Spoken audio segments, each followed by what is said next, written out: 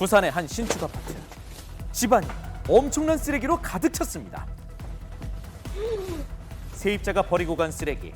집안은 발 디딜 틈이 없었는데요. 이게 뭐예요? 심지어 바닥에는 개털까지 수북하게 버려져 있습니다. 개털 깎이고 뭐 난리인데요, 여기는. 여기서 어떻게 살았을까요? 어떻게 해야 돼요? 신고해야 돼요? 어떻게 해야 됩니까? 빅데이터로 알아본 세입자 테러, 쓰레기집 등의 단어가 등장합니다. 와. 집안 가득한 쓰레기의 양은 무려 6톤. 오랜 기간 쌓인 쓰레기엔 벌레까지 생겼습니다. 보증금 1,000만 원, 월세 110만 원에 계약한 세입자가 쓰레기 테러를 해놓고 도망간 건데요. 쓰레기를 치우고 복구하는 데만 한 달이 걸렸습니다. 7살 여성입니다. 그것만이 아니고 또 관리비도 한 400만 원 밀려 있었고요. 청소 용역업체 불러서 돈 한 것도 200만 원. 그래서 한 1,700만 원 정도 손해 본 것 같아요. 첫 달부터 월세를 내지 않았다는 세입자.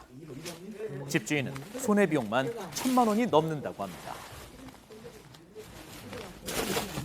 현실적으로는 우선은 임대인이 그러한 비용, 쓰레기 치우는 비용이라든지 또는 임차인이 당장 집을 빼지 않아서 발생하는 비용들을 고스란히 부담을 하게끔 되어 있습니다. 민사적인 손해배상 소송은 시간도 오래 걸릴 뿐만이 아니라 승소는 하지만 현실적인 피해 변제를 임차인으로부터 받을 수 있는 경우는 참 상당히 없다, 어렵다 이렇게 볼 수 있는 것입니다.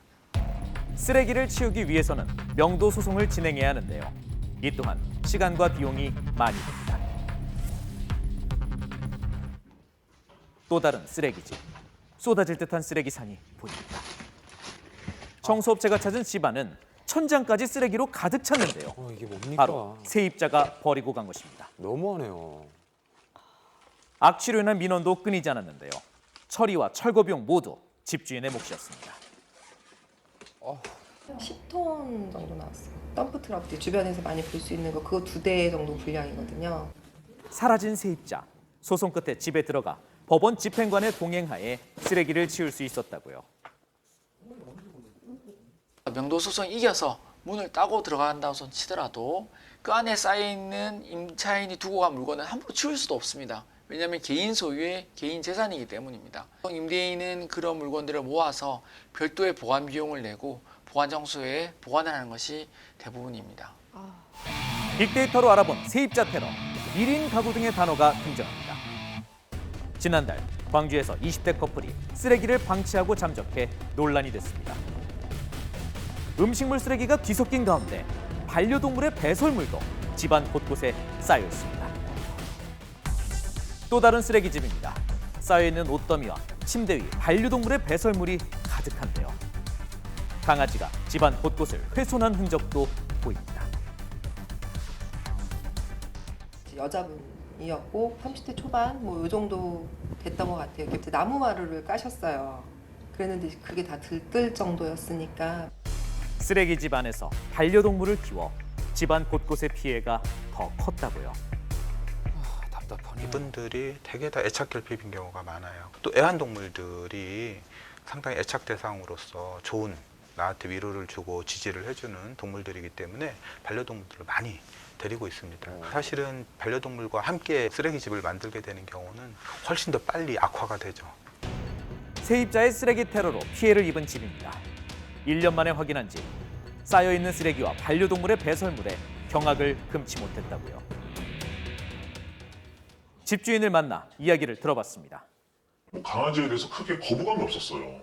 뭐 키워봤자 뭐 요만한 강아지 키워보면 뭐 얼마나 지저분해지겠나 이런 생각을 했는데 한 200여만 원 정도 그런 피해가 일어났는데 다행히 그 보증금이 300만 원이어서 거기에서 이제 차감을 할 수 있었지만 이번 기회에 그 보증금이 높아야 되는 그 이유를 좀 알게 됐던 것 같아요. 쓰레기 테러에 안전장치는 없었는데요. 결국 보증금을 올려받게 되었다고요. 빅데이터로 알아본 세입자 테러, 리셋 증후군 등의 단어가 등장합니다. 문제는 최근 쓰레기집을 만들고 도망가는 세입자가 늘어나고 있다는 겁니다. 피해는 고스란히 집주인의 몫인데요. 보상을 받을 방법조차 없습니다. 뭐라 말이 안 나오네요. 부산의 한 원룸, 배달 음식까지 방치되어 있습니다. 악취가 안전하게. 잠을 자는 공간을 제외하고는 쓰레기로 가득 찬 집. 잠은 또 저기서 자는 거예요? 더 충격적인 건 화장실 바닥에 배변이 가득했다고요. 소송을 진행해야 하기에 청소 비용을 받지 못하는 경우도 많다고 합니다. 그냥 다른 세상, 다른 공간 뭐 그렇게 느꼈죠. 악취도 많이 나고 처음 본 광경이다 보니까 가끔 성인의 그 변을 손으로 퍼내서 이제 치운다는 게 진짜 자괴감이 많이 들죠. 특히 최근엔 젊은 세입자의 쓰레기집 문제가 늘어나고 있다고요. 최근 보고에 의하면 점점 이 청년층이 많아지고 있는 왜 것 그러죠? 같습니다. 실제로 요즘 20, 30대 쓰레기집을 만드는 분들을 보면 되게 1인 가구가 많고요. 심리적으로 들여다보면 굉장히 외로운 경우가 많이 있습니다. 본인의 애착을 채우기 위해서 그게 어떤 쓰레기라고 보여도 쌓아두는 경우도 많이 있고요. 전문가는 이런 행동은 장소가 바뀌어서도 반복되어 나타날 수 있다 말합니다. 현실에서도 내가 이 상황을 도저히 해결할 수가 없다. 그러면 다시 시작해야 되겠다.